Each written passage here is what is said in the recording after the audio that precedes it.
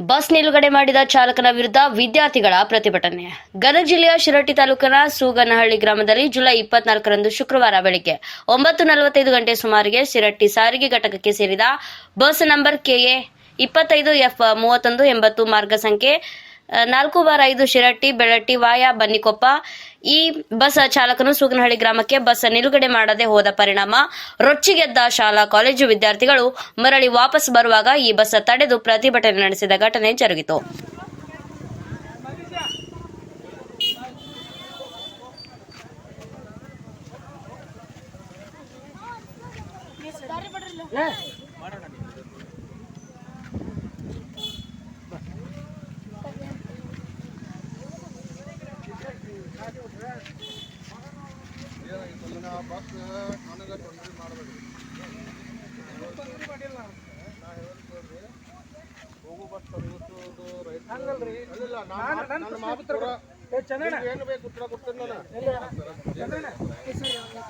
ಇನ್ನು ಈ ಸಂದರ್ಭದಲ್ಲಿ ಬಸ್ ನಿಲ್ಲಿಸದೆ ಹೋಗಿ ದುರ್ವರ್ತನೆ ತೋರಿದ ಬಸ್ ಚಾಲಕ ಹಾಗೂ ನಿರ್ವಾಹಕನ ವಿರುದ್ಧ ವಿದ್ಯಾರ್ಥಿಗಳು ತೀವ್ರ ಆಕ್ರೋಶವನ್ನು ವ್ಯಕ್ತಪಡಿಸುವ ಮೂಲಕ ಸಾರಿಗೆ ಅಧಿಕಾರಿಗಳು ಇವರ ವಿರುದ್ಧ ಸೂಕ್ತ ಕ್ರಮ ಜರುಗಿಸಬೇಕು ಎಂದು ಆಗ್ರಹಿಸಿದರು.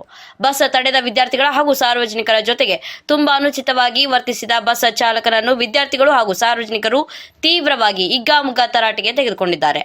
ತದನಂತರ ಮಾಡಿದ ತಪ್ಪಿಗೆ ಚಾಲಕ ಮತ್ತು ನಿರ್ವಾಹಕನು ಬೇಸರತ್ತಾಗಿ ಕ್ಷಮೆ ಕೇಳುವ ಮೂಲಕ ಇನ್ನೊಮ್ಮೆ ಹೀಗಾಗದಂತೆ ಎಚ್ಚರಿಕೆ ವಹಿಸುತ್ತೇವೆ ಎಂದು ಮೌಖಿಕವಾಗಿ ತಪ್ಪೊಪ್ಪಿಕೊಂಡು ಬಳಿಕ ವಿದ್ಯಾರ್ಥಿಗಳು ಹಾಗೂ ಸಾರ್ವಜನಿಕರು ಬಸ್ ತಡೆಯನ್ನ ಹಿಂಪಡೆದಿದ್ದಾರೆ. ವರದಿ ಚಂದ್ರಶೇಖರ್ ಸೋಮಣ್ಣವರ್.